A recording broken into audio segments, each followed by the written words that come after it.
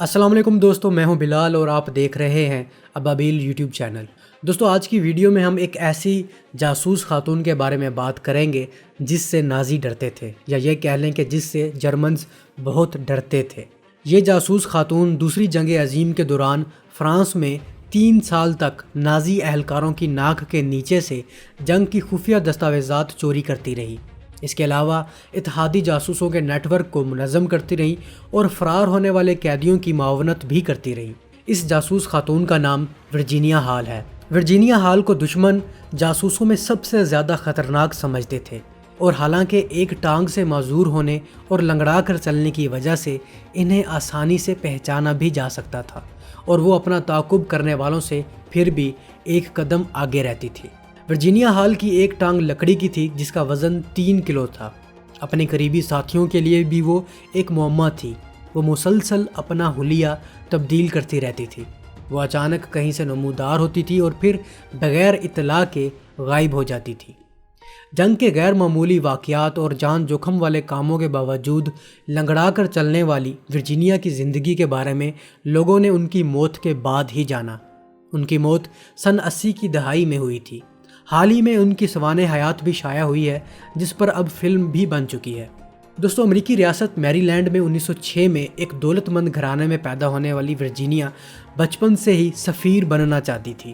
وہ انگریزی، فرانسیسی، اطالوی اور جرمن زبانیں روانی سے بولتی تھی۔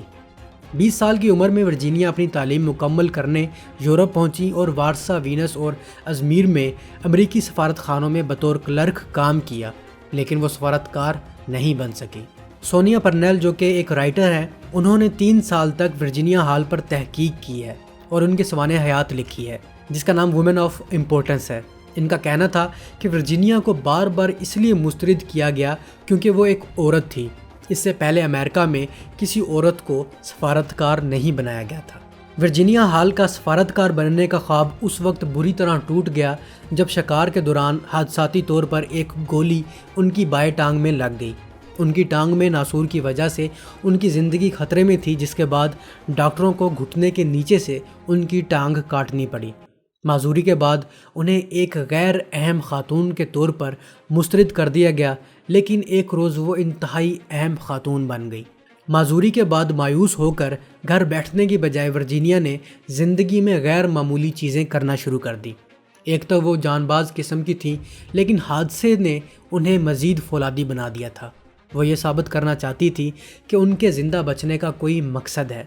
دوسری جنگ عظیم کے دوران جب ورجینیا نے فرنٹ لائن پر کام شروع کیا، اس وقت تک امریکہ جنگ میں شامل نہیں ہوا تھا، اور وہ بمباری اور فائرنگ کے بیچ میں فرانس میں فوجی ایمبولینس چلاتی تھی۔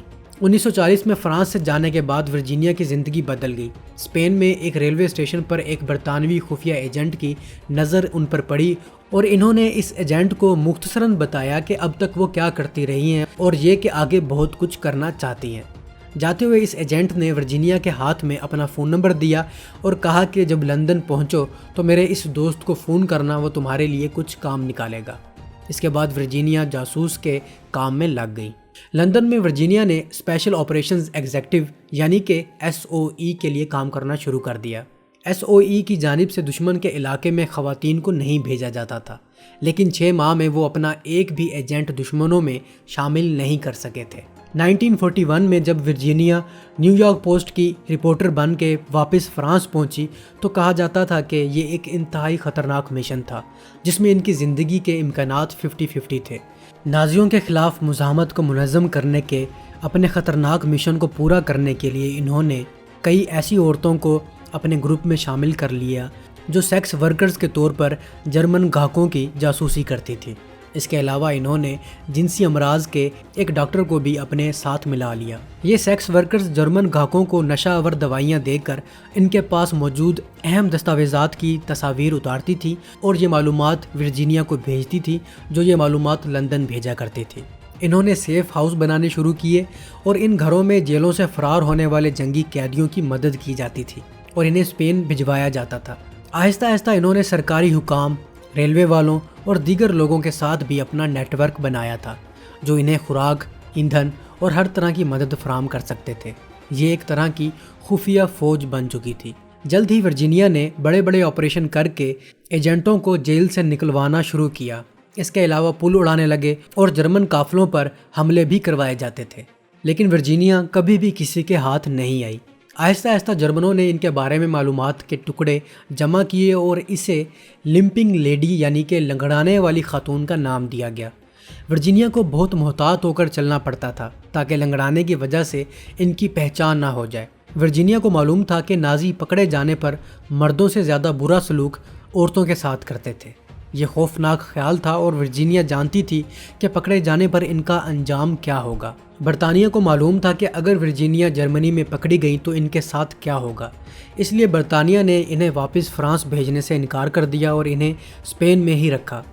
لیکن ورجینیا فرنٹ لائن پر جانے کے لیے باضد تھی اور 1944 میں وہ امریکی آفس آف اسٹریٹجک اسٹڈیز کے احکامات پر دوبارہ فرانس میں داخل ہوئی، جو اب پوری طرح نازیوں کے قبضے میں تھا۔ یہاں وہ ایک بوڑھی کسان بن کر پہنچی تھی۔ CIA کے مطابق ورجینیا نے جرمن فوج کے خلاف گوریلا جنگ کے لیے مزاحمت کاروں کی 3 بٹالین تیار کی تھی۔ اس دور کی ان کی ایک تصویر امریکہ میں لگی ہے جس کی رونمائی 2006 میں کی گئی تھی۔ جنگ کے بعد انہیں سروس کراس کے علاوہ دیگر اعزازات سے بھی نوازا گیا تھا، لیکن انہوں نے ہر طرح کی توجہ کو نظر انداز کرتے ہوئے 1966 میں 60 سال کی عمر میں ریٹائر ہونے تک خاموشی سے CIA کے لیے کام کیا۔ ورجینیا حال نہیں چاہتی تھی کہ لوگ ان کے بارے میں بات کریں۔ وہ ایک روایتی خاتون بھی نہیں تھی۔ ورجینیا 1982 میں انتقال کر گئی، لیکن مورخین نے حال ہی میں ان کے غیر معمولی زندگی کے ٹکڑے جمع کرنا شروع کیے ہیں۔